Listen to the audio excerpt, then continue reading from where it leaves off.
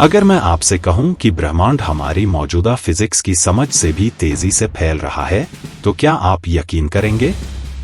यह सिर्फ एक छोटी गड़बड़ी नहीं है, बल्कि एक ऐसी गुत्थी है जो ब्रह्मांड विज्ञान की नींव को हिला रही है। और अब ये और भी जटिल हो गया है।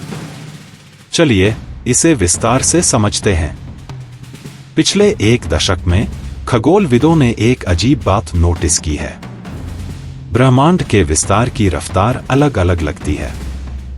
ये इस बात पर निर्भर करता है कि इसे कैसे मापा जाता है। तो वैज्ञानिक ब्रह्मांड की रफ्तार को कैसे मापते हैं, जिसे हबल कांस्टेंट कहा जाता है? इसके दो मुख्य तरीके हैं। शुरुआती ब्रह्मांड का तरीका CMB। पहला तरीका है कॉस्मिक माइक्रोवेव बैकग्राउंड यानी CMB का इस्तेमाल करना। यह बिग बैंग के समय से बची हुई रोशनी है। प्लैंक सैटेलाइट जैसे टेलीस्कोप से यह मापी जाती है, जिससे हबल कांस्टेंट 67 किलोमीटर प्रति सेकंड प्रति मेगापार्सेक आता है। नजदीकी ब्रह्मांड का तरीका सेफीड। दूसरा तरीका है सेफीड नाम के तारों का इस्तेमाल करना। ये तारे ऐसी लाइट हाउस की तरह हैं जो ब्रह्मांड की दूरी मापने में मदद करते हैं। इससे हबल कांस्टेंट 73 किलोमीटर प्रति सेकंड प्रति मेगापार्सेक निकलता है। और यहीं से समस्या शुरू होती है। ये दो नंबर क्यों नहीं मिलते? इस गुत्थी को सुलझाने के लिए वैज्ञानिकों ने dark energy spectroscopic instrument DESI का इस्तेमाल किया।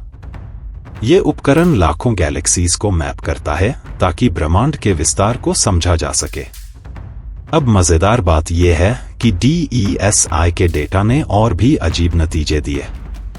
कॉमा क्लस्टर नाम की एक गैलेक्सी क्लस्टर का अध्ययन करके हबल कांस्टेंट 76.5 किलोमीटर प्रति सेकंड प्रति मेगापार्सेक निकला।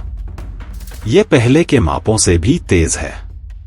इसका मतलब ये अंतर बढ़ रहा है।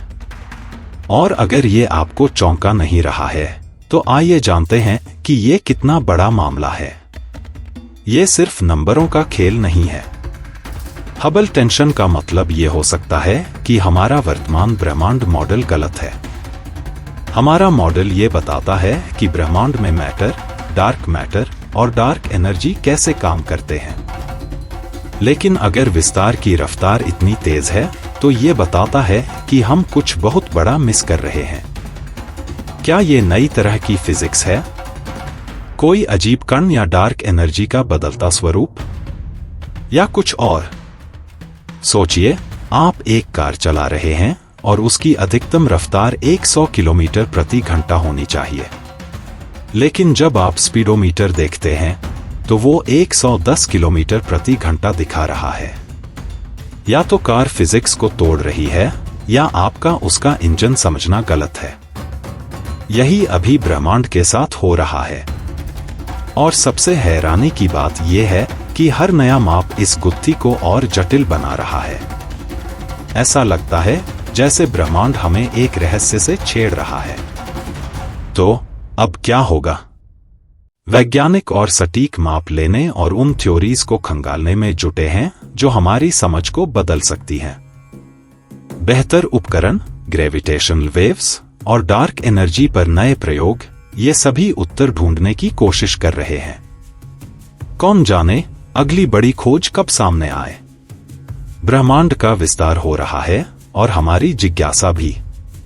आपको क्या लगता है, हबल टेंशन के पीछे का कारण क्या हो सकता है? क्या हमारा मॉडल गलत है या ब्रह्मांड हमें कोई बड़ा राज बता रहा है? अपने विचार कमेंट में बताएं।